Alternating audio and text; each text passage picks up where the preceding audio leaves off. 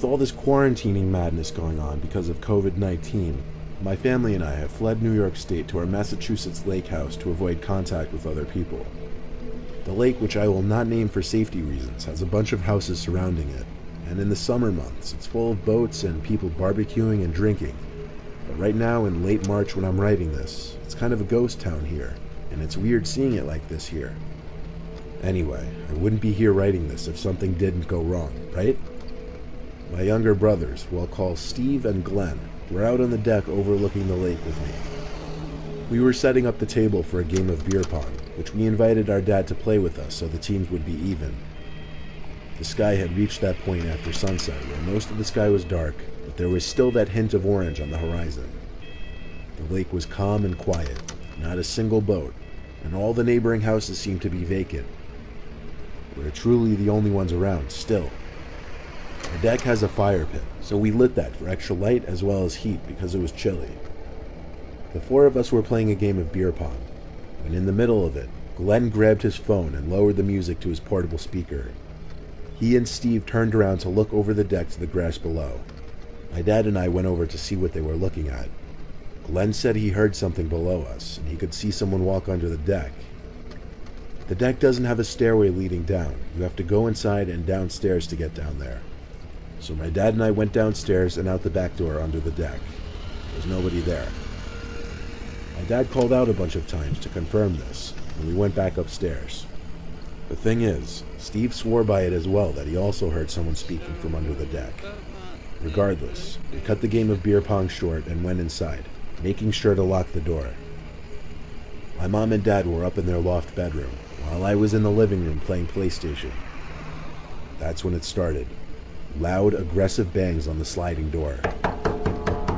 Accompanied with the bangs was a man's shrieks and screams. Sounded like he was screaming for help. The curtain to the door was shut, so I couldn't see who it was, but apparently everyone in the house heard it, because my brothers and parents came rushing to the living room. My dad yanked the curtain open to find himself face to face with some red-in-the-face man banging his fist on the glass, begging to be let in. He was claiming he was hurt and needed help. My dad asked, "Where are you hurt?" He didn't answer that, though. He just kept repeating, "Let me in, I'm hurt." My dad then yelled to get out of here before we'd call the cops. He yanked the blinds shut and told us all to shut and lock our windows if they were open. We all stayed in the living room together for a couple hours, just to be safe. We had a movie on in the background as we talked, but eventually, with no other uninvited visitors outside, we all split off into our respective rooms for the night. I was browsing YouTube videos in my bed when it happened. A crash of shattering glass so loud it made me jump out of my bed. My heart instantly started racing. I didn't know if I was the only one who heard it because I didn't hear my parents or brothers running out of their rooms. I picked up the phone and called my dad's cell. He picked up and whispered he heard it too, and to stay in my room and lock the door. I reminded him my door didn't have a lock. Of course, my room, while the biggest of my brothers, was the one room that didn't have a lock. He told me to hide in the closet and call my brothers while he called the cops. I heard footsteps outside my room in the living room area. I tiptoed to my closet and did my best to quietly open and close the door, but the damn hinges just had to squeak. I sat behind a big plastic bag and texted my brothers, who also heard the noise and each locked their doors. It was the most tense moment of my life in that closet. The bedroom door opened, and I could see through the strips in the closet door someone walk to my bed and sit at the edge of it. He then took off one of his shoes and started shaking it, as if to get something out of his shoe. He put his shoe back on, then his head actually turned to look at the closet door. I felt as though he was looking at me. There was just this silence for the longest time, until he finally spoke, saying, "I know you're in there. I'm sure your family already called the cops. I'm not sure what my next course of action should be." At that moment, I had to decide whether to stay in there or make a break for the door, and I chose the second option. I burst through the closet door, screaming as some kind of adrenaline boost. I made it to the door, expecting him to lunge for me and grab me, but he didn't. I ran up to my parents' loft and banged on the door. My dad opened it and let me in. I I waited with them until the cops entered through the freshly broken back door. Then we left the room to meet them. The man who was sitting on my bed was no longer in the house. We checked every closet, under every bed, every little crevice of the house. The cops recommended we tape a bunch of garbage bags over the door and shut the curtain, and also that we stay awake for the night. My dad stayed in the living room the whole night, and first thing in the morning, he ran to Home Depot to buy a glass pane to fix the door. We're still actively quarantining in this house a week later. I'll send updates if the man returns.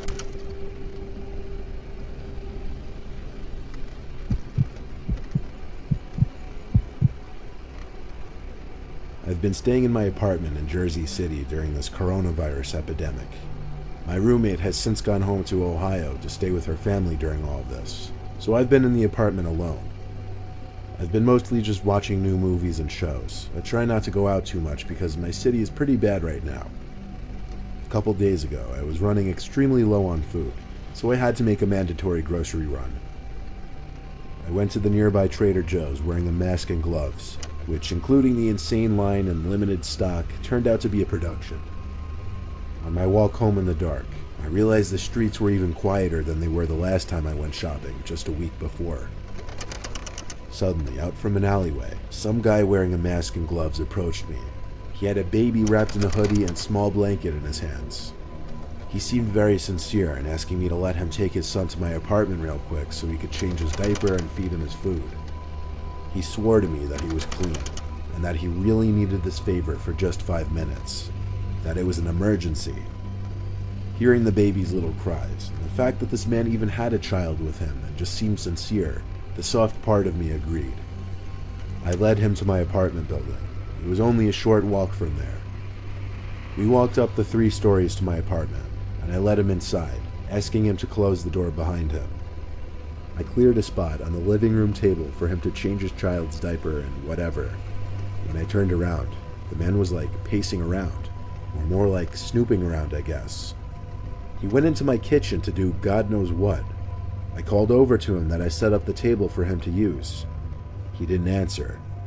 I started getting confused. I walked to the kitchen and saw him looking around suspiciously, and what else I saw confused me. The man was standing with what I thought was his child, held in only one hand. It took me a second to understand. It wasn't a child. It was just some baby doll wrapped up in a blanket. I'm assuming one of those realistic ones that make the crying and moaning noises. The man looked at me and pulled out a gun from his right pocket. That's where things went from 1 to 100 real quick. He looked at me with a gun aimed at me and said something along the lines of, "I'm gonna take what I want and you're gonna stay in my sight." Of course, I had to say okay with a gun aimed at my head. I wondered if it could be a BB gun with a tip painted black, but even if it was, I doubted I could overpower him. I couldn't risk it. The man pulled out a big black bag from his backpack and filled it with valuables, including my wallet, some of my roommate's jewelry, kitchen valuables, my brother's Xbox which he lent me, and my iPad. It was sickening to watch, but I was the most scared of him pulling the trigger of that gun. He filled his bag and threw the fake baby in it as well, and he left. I called the cops first thing. They came and helped me in contacting the building owner to see the CCTV footage from the halls. Of course, upon seeing the footage, it didn't help much. The man's face was covered by a mask, making it near impossible to even discover who he was. All I can do is urge everyone to be careful, not to trust anyone, and stay indoors until all this is over. The past month, I've been quarantining in my apartment alone with minimal outside contact because of the virus. My apartment is the downstairs floor of a 2-family house. The upstairs occupant isn't the landlord, he's just another tenant. I'm actually decently acquainted with the guy. His name's Rico. To be honest, he's a bit odd though.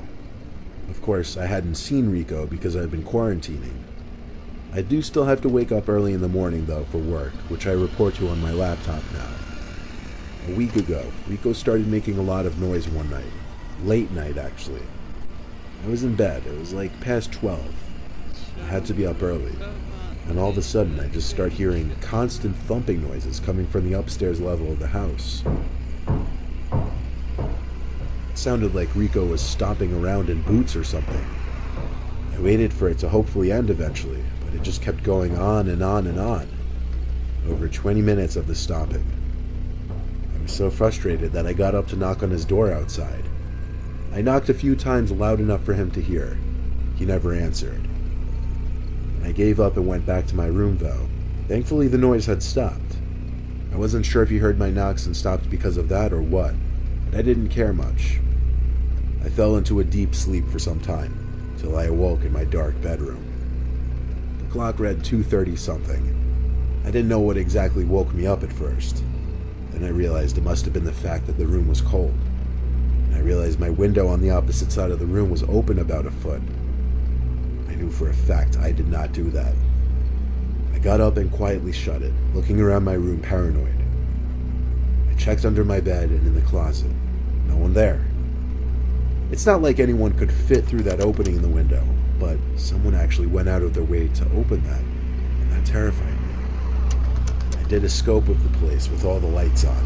I could confirm there was nobody hiding inside, so I went back to bed with one eye open. Then the noises upstairs started again, thumping and stomping. I couldn't take this anymore. It almost sounded like he was hitting the floor with a hammer or something. I went up to his door again and pounded on it, yelling his name as well.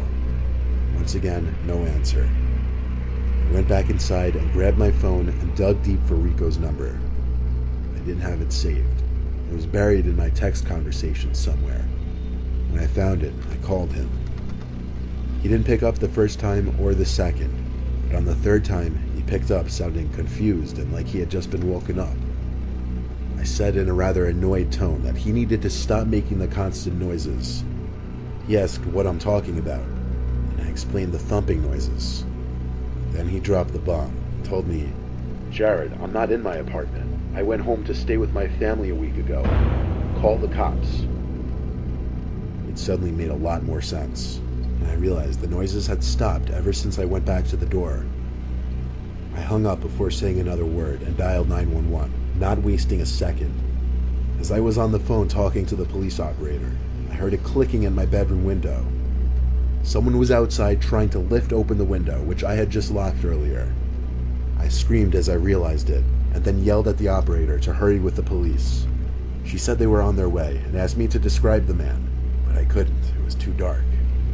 He seemed to hear my conversation, I would guess, and walked away from the window. 4 police officers showed up. I led them to the upstairs apartment where the door was unlocked. I walked in behind the officers, and not much searching needed to be done. There was a man with long graying hair down to his shoulders who was sitting on the couch looking up at the ceiling, seemingly laughing. When the officers approached him to arrest him, the man focused in on me, still laughing. He started to point at me, and that's when I had to leave because I was too freaked out. I waited until the man was in one of the police cars before talking to the officers again. I locked Rico's door, and the cops just told me to keep a good eye on the place for the time being. Rico came back the following day to assess what was stolen. He's been staying upstairs since.